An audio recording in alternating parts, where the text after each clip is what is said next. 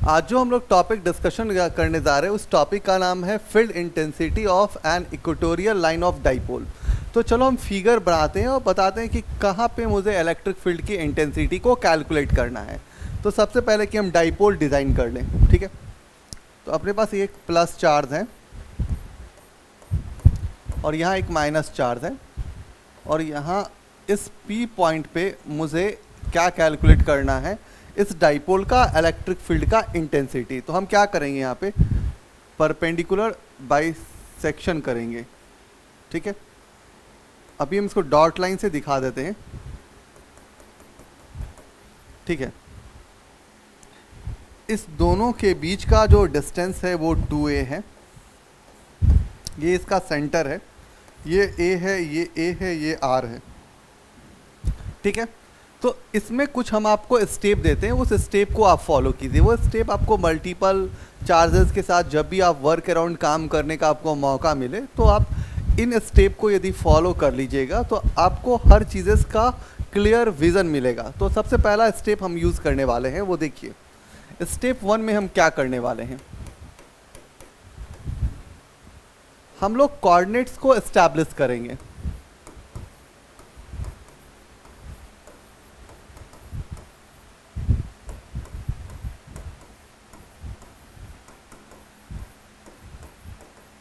तो सबसे पहले हम क्या करने वाले हैं, कोऑर्डिनेट्स को एस्टैब्लिश करने वाले हैं। वो क्या है बताते हैं हम। ये मानते हैं कि एक्स एक्सिस है और ये वाला जो है ये हमारा वाई एक्सिस है। तो सबसे पहला काम करते हैं एस्टैब्लिश कोऑर्डिनेट्स कहते हैं, ठीक है। दूसरे स्टेप में जब आते हैं हम लोग, जो स्टेप 2 होता है, ये बड़ा इंपॉर्टेंट स्टेप है। तो यहाँ पे हम लोग क्या करते हैं, इलेक्ट्रिक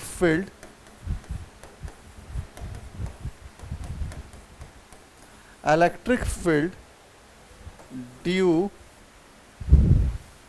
टू ईच चार्ज की बात करते हैं। हम क्या करते हैं, ईच चार्ज के इलेक्ट्रिक फील्ड की बात करते हैं। अब देखिए ईच चार्ज का इलेक्ट्रिक फील्ड कैसे चेक करते हैं हम लोग, वो ज़रा बताते हैं, ठीक है। तो हम थोड़ा पीस चेंज कर लेते हैं, ठीक है। तो ये स्टेप 2 वाला कंडीशन पे हम बात कर रहे हैं, स्टेप 2 पे बात कर रहे हैं। तो ये प्लस है और ये माइनस है, ठीक है। और ये बन गया आपका डाइपोल, ठीक है। आपने यहाँ क्या किया, परपेंडिकुलर बाइसेक्ट कर लिया। इस पी पॉइंट पे चाहिए था, इसको आप डॉट लाइन से दिखाते हैं, इसको आप डॉट लाइन से दिखाते हैं। ये एंगल थीटा है तो ये भी एंगल थीटा बनेगा। ये डिस्टेंस a है तो ये डिस्टेंस a है, ये r है। अब आपको क्या करना है, थोड़ा इलेक्ट्रिक फील्ड का इंफॉर्मेशंस को गैदर कीजिए। आपको पता है कि आप टच चार्ज रखोगे कहाँ पे, p वाले पॉइंट पे, तो वहाँ पे जाके टच चार्ज रखिए। टच चार्ज क्या करने वाला है, प्लस, और यहाँ पर टच चार्ज रख रहे हैं। यहाँ क्या कर रहे हैं हम लोग, एक टच चार्ज रख रहे हैं Q0। जैसे ये टच चार्ज रखोगे तो प्लस और प्लस के बीच में क्या होगा, रिपल्सन होगा। तो E1 का डायरेक्शन इधर बनेगा। और दूसरा कि अभी माइनस है और प्लस है तो इनके बीच में क्या होगा, तो इनके बीच में अट्रैक्शन होगा, तो ये बनेगा E2।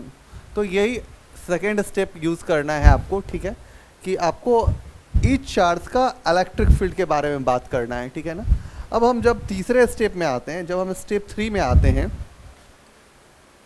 जब हम स्टेप 3 की बात करते हैं तो यहाँ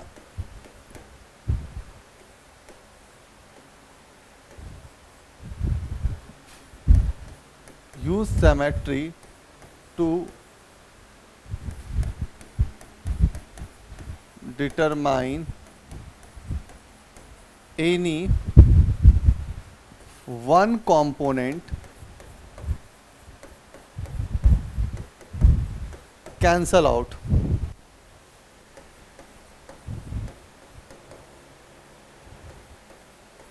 मतलब कहना चाह रहे हैं कि सिमेट्री यूज़ करके देखिए कि कौन सा कोई कंपोनेंट कैंसिल हो रहा है या नहीं हो रहा है। थिंग्स की हम ये बताना चाह रहे हैं। देखिए ये आपके पास प्लस चार्ज है और ये आपके पास माइनस चार्ज है,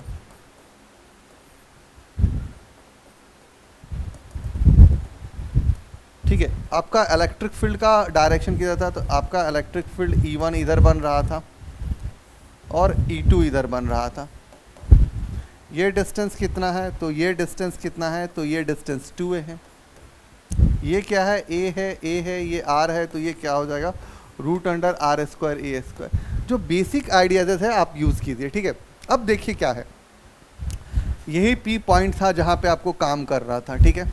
अब E1 और E2 बन रहा है, तो इसके कंपोनेंट के बारे में सोचिए। तो इसका कंपोनेंट देखिए क्या हो जाएगा, इधर E1 है तो ये क्या हो जाएगा, E1 और x हो जाएगा, और ये क्या हो जाएगा, E2x हो जाएगा।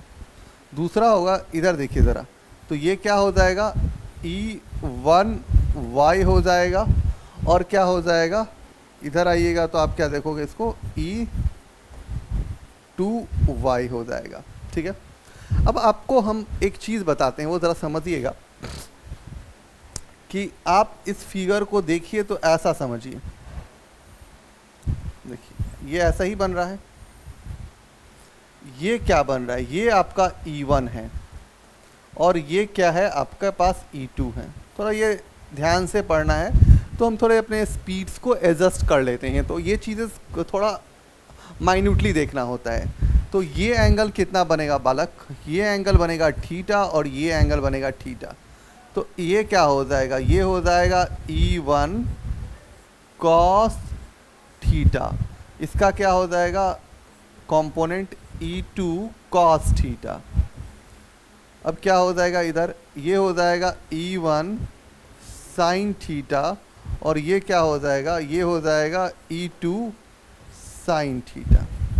अब देखना है कि कोई ना कोई एक कंपोनेंट कैंसिल हो जाएगा। अब कौन सा कंपोनेंट कैंसिल होता है वो ज़रा समझिए यहाँ पे।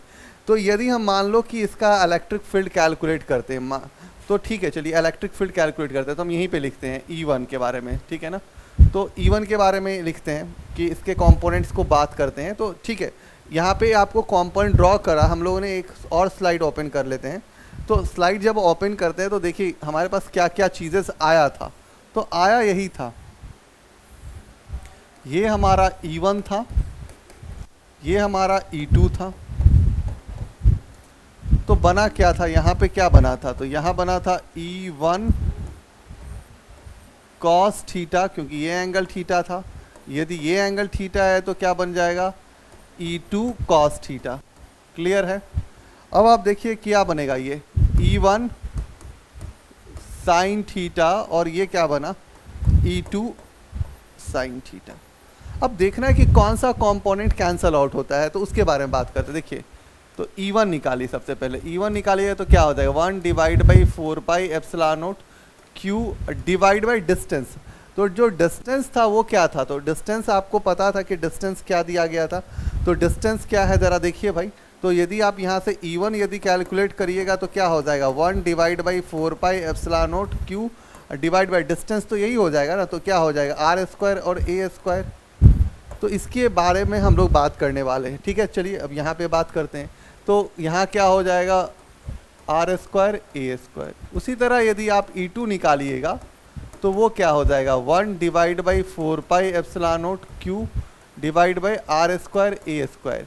क्योंकि इसलिए दोनों चार्जेस के लिए यदि आप डिस्टेंस देखिएगा, दोनों चार्जेस के लिए यदि आप डिस्टेंस देखिएगा तो इसके लिए भी तो डिस्टेंस यही है ना। तो दोनों चार्ज के लिए डिस्टेंस सेम है, इसीलिए हम लोग अब कह सकते हैं कि E1 किसके बराबर है। तो हम बोल सकते हैं कि सर E1 जो है, E1 किसके बराबर है, तो E2 के बराबर है। अब यदि हम लिख रहे थे कि इक्वेटोरियल पॉइंट की बात कर रहे थे तो हम क्या बात कर रहे थे, E1x जोर E2x, ये बराबर है तो क्या हो जाएगा, ये किसके बराबर हो जाएगा, 2E1x के बराबर हो जाएगा।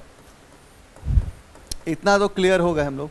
अब क्या करना है, तो हम लोग लिखेंगे ट्यूटोरियल 2E1 का वैल्यू कितना है, 1/4πε0 Q divide by R² A²।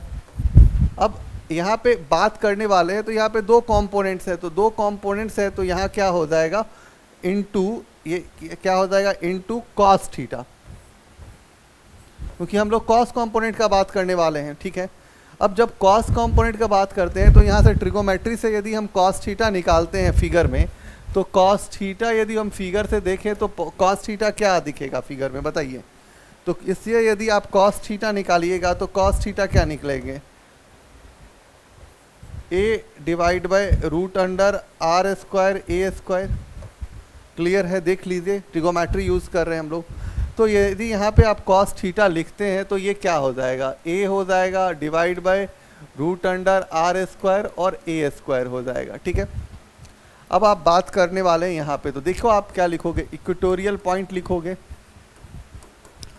2 1 divide by 4 pi epsilon not Q, यहाँ पे लिखोगे आर स्क्वायर ए स्क्वायर, और यहाँ पे लिखोगे कॉस थीटा। कॉस थीटा के साथ क्या लिखोगे, A divide by root under are square जोड़ ए स्क्वायर। अब आप इक्वेटोरियल पॉइंट के बारे में बात करने वाले हो तो क्या हो जाएगा, आपको पता है कि डाइपोल मोमेंट का फॉर्मूला क्या होता है सर, डाइपोल मोमेंट जो होता है उसका फॉर्मूला होता है P बराबर Q इंटू 2A।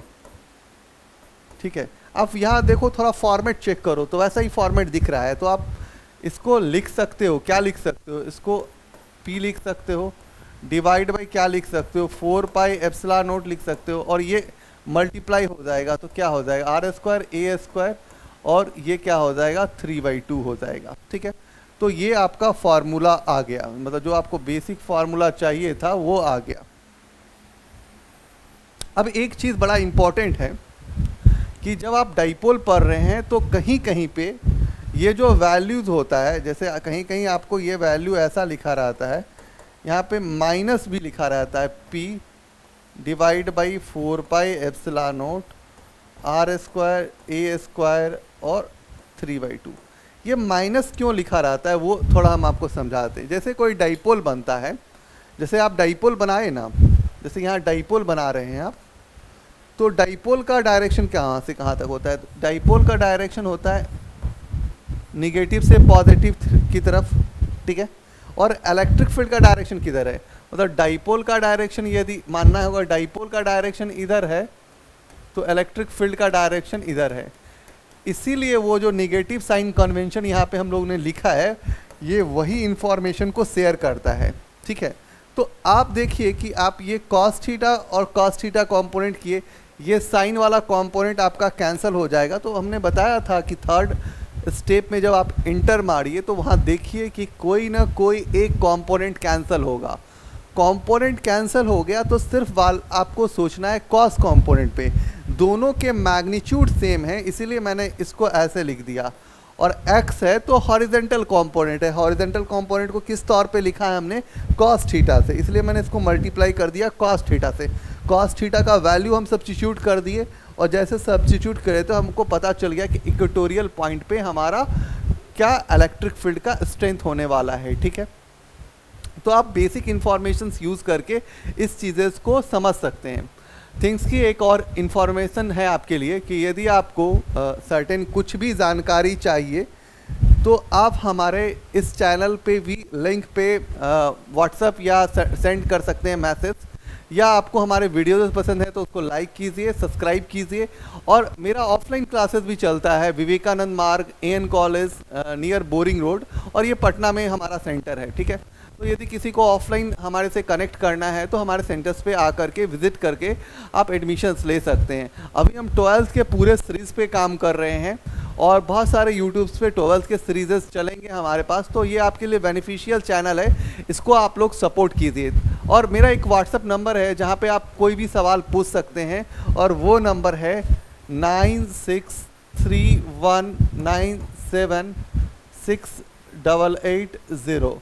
इस पे आप कॉल या मैसेज कर सकते हैं। ऑब्वियसली आपके बहुत सारे क्वेश्चंस का आंसर मिल सकता है इस नंबर पे। तो आज के लिए थैंक यू।